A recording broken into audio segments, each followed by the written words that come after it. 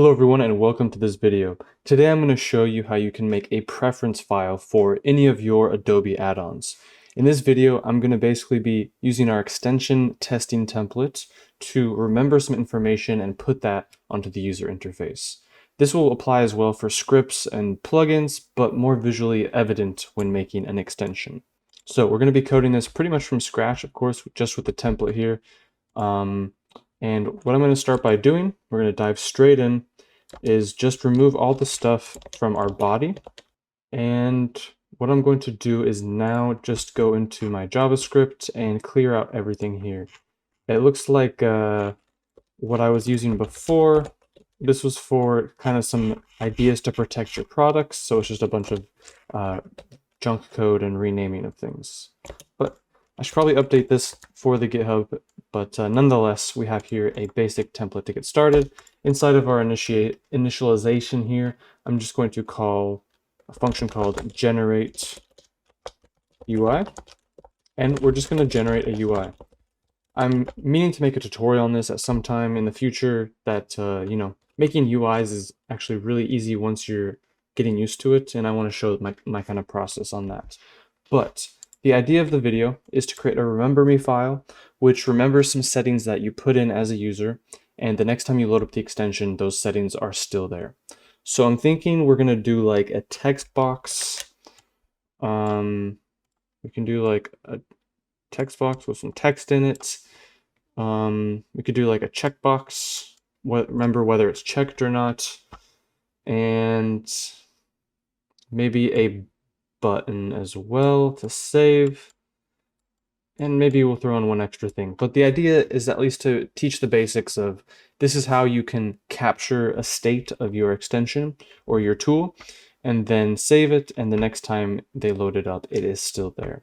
This is of course going to be just for simple UI type things, but you can apply this to so many other things, whether it's username and password combinations to let you do auto logins.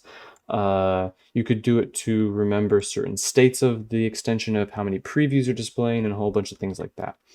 So to generate our UI, first, I'm going to go ahead and grab our body, which I'm just going to call the parent. So we'll say document.getElements by tag name. We're going to grab the body of our HTML and grab the 0th element. Then I like to do, I don't even remember where I learned this or if I learned it or developed it, but I create something called a with E or a with element. And what I do with that is it's just a holder. It's a sort of row.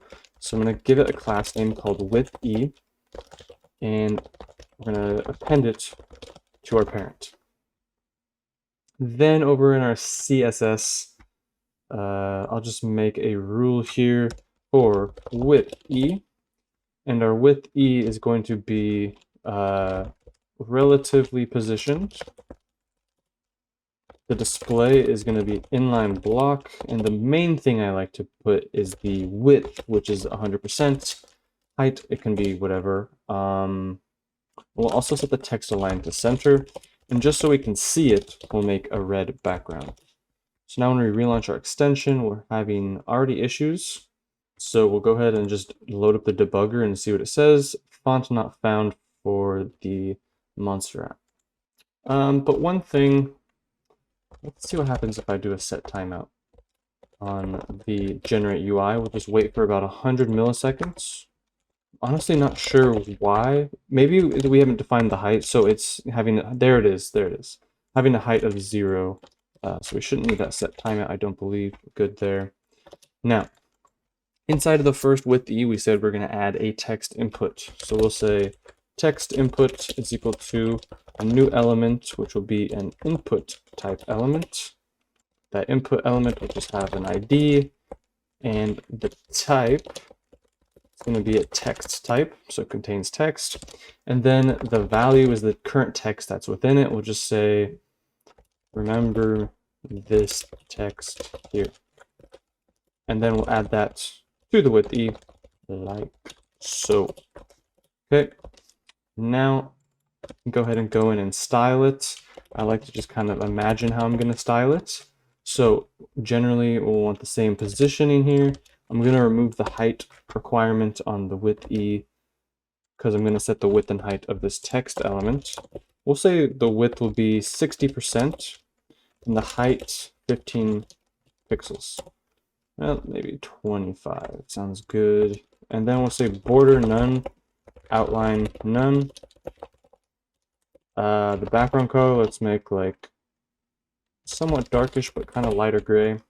And the main color, white. Okay, so we have our remember this text here. Just a little bit of padding to the left so the text looks better. Remove that red background. Let's see how this looks. Okay, there's that. I'm also just going to apply a blanket margin top to all of these and make it like 15 pixels. That way between each one there's some natural spacing. Now, as you can see, we have our text set up. Now let's create a checkbox. So I'll just copy and paste this code here. You can see I'm not copying the var because we already have it defined. So we have a width E or a width element. Now we're going to do a checkbox input. Just replace the names here. The type is going to be a checkbox input. And we can set the value to true if we want it checked. Now we have that checkbox. Nice and simple. Next, let's add a save button. So we'll copy and paste just the width E this time. And within that, we're going to have a save button. This is what's going to actually execute everything to save. So we'll create an element, a div, and say ID is save button. Its inner HTML is going to be save, exclamation mark. And then we'll just append that. So now let's go ahead and style our save button. Define it here. And we'll start off with this. We'll give it a defined width of like 250 pixels and a height of 25 pixels as well. I'm going to use the same styling I used for this. I'm going to give it a border radius of like 15 pixels. Text line was at the center, and let's see how that looks. Okay. A couple things. When we hover over the save button, let's say the save button :hover, we want the mouse cursor to be a pointer type. This makes it so that it looks like it's not just, oh, you should select this text. It kind of adds an intuitive implication that you can click on it. A further thing that will allow us to do that is to set the opacity of the base element to something, and then the final opacity on the hover to 1, so it does this.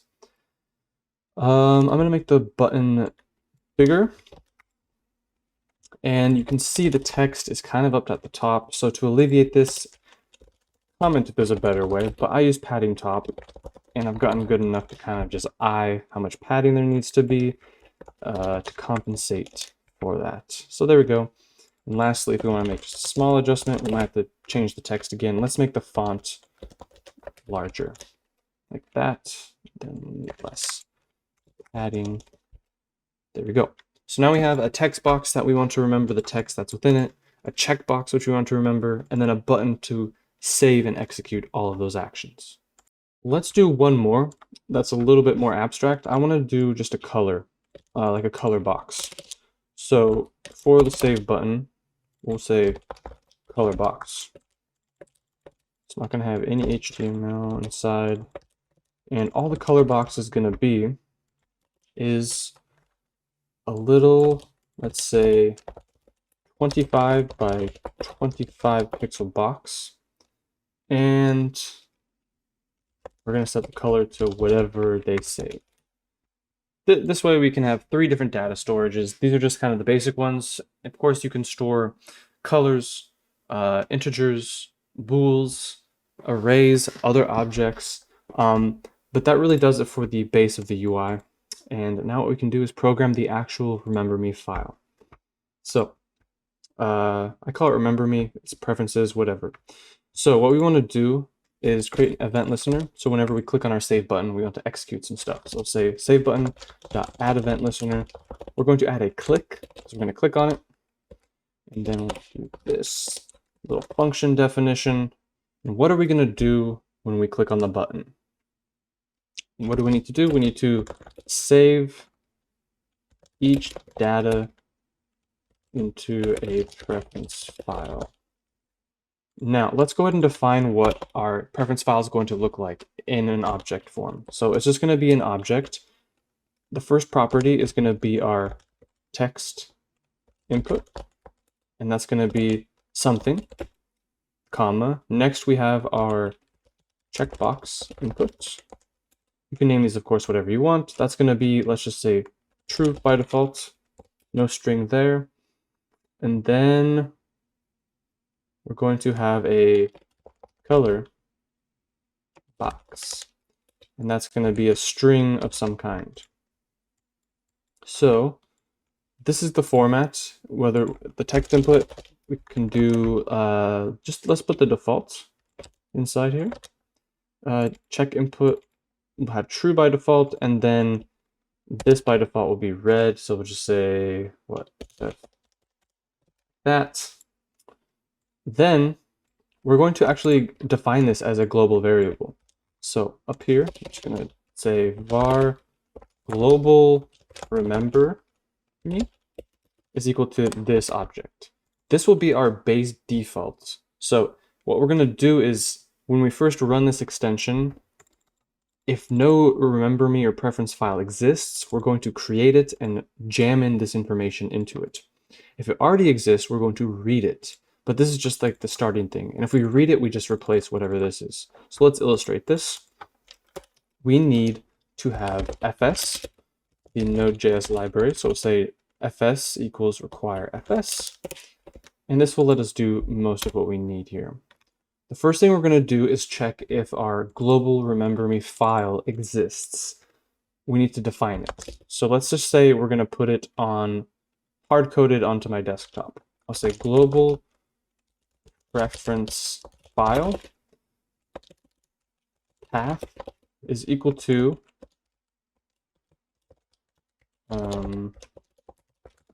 my desktop, and then we'll say preferences.json. You can do whatever you want. However, you could call this a, I don't know, an ABC file and just put in the same JSON data. But for now, we'll just do that. Of course, this is hard-coded. You'll want, in your situation, to probably grab a relative location for it to work on all your users' computers, which is a different thing. What we're going to do first, like I said, we need to check whether or not this file exists. The first time they run it, it's not going to exist. So that's one case. And after that, subsequently, they will have that file exist. So there's something different we're going to have to do. So we're going to say if else. In our if statement, we're going to say fs.exists_sync, and we're going to check if a file exists. Which file? Our global preferences path. If this returns true, the file exists. Else, the file doesn't exist. Let's make it. So to make it, we're going to say fs.writeFileSync. What path are we going to write? Where is this file located? It's our global preferences file path. What are we going to write to it? We want to write our global remember me object, but we're going to stringify it to make it formatted nicely. And then lastly, we need to define UTF-8 just so it knows what format it's in. And that's how we can write our global preferences file. If, however, the file already exists, we should read the file. But first, let's go ahead and create it. So I'm going to close the extension and run it. And now on my desktop, I have this preferences.json file, which has our text input, the remember me text, the checkbox input, the value of that, as well as the value of the color. So perfect, it's creating that file.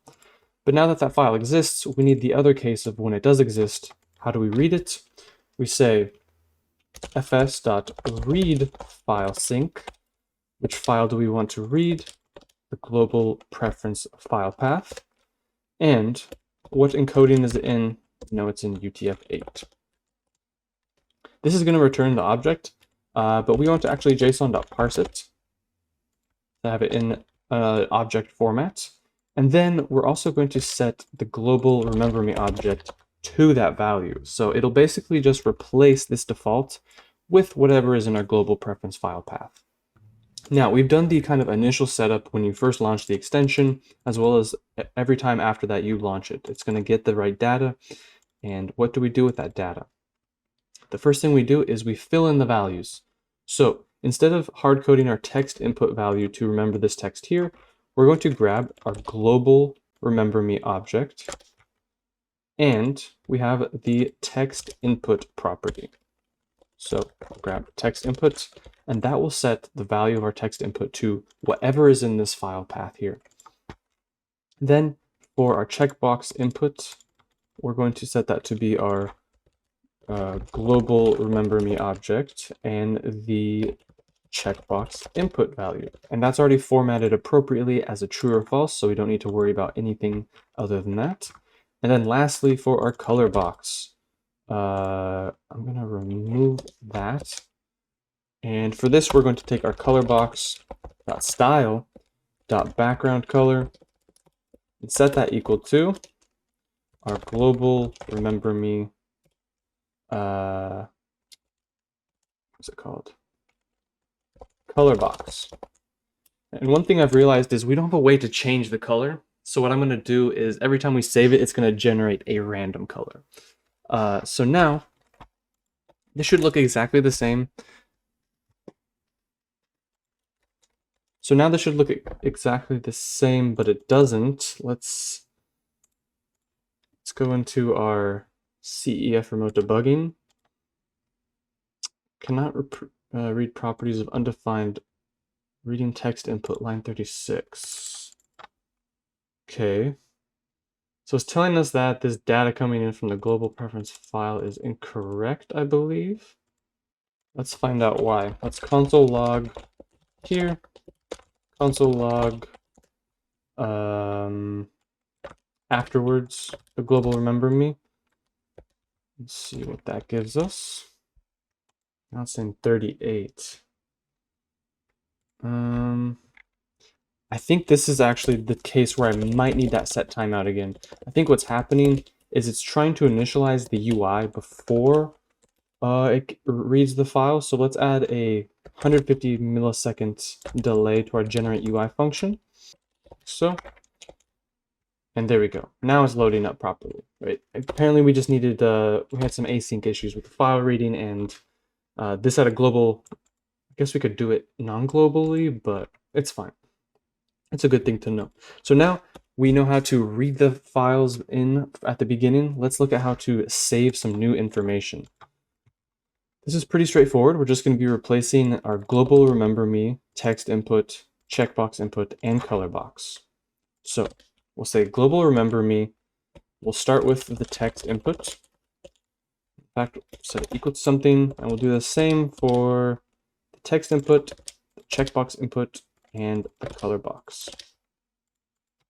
For the text input, we're going to set this equal to whatever the value of our text input.value is. So it'll just grab it directly from the element, which is defined in the same function. We don't need to document.getElement or anything like that. For the checkbox input, we'll grab the checkbox input.value like so. And then, like I said, we want to do a random color for this. What I'll do instead of creating a function to randomize the values, I'll just have some preset colors here, and we'll say math.for math.random times colors.length. And what this will do is generate a random index, which we will feed into the index of colors. Now, what we should do, we'll rerun the extension here. We'll open up the preference file on this side so we can see what happens when we save it. We'll say this is my first test round. We'll set it equal to false because usually it's true. And then again, the color is going to be random. So hit save. Hit save. And it's not working. Let's see what's up. It looks like, oh, very obviously, we set the global remember me object. So that means globally in the extension, these values are there, but we didn't save it to the file. So we need to then again grab fs.writeFileSync, which file are we writing to, our global preference file path.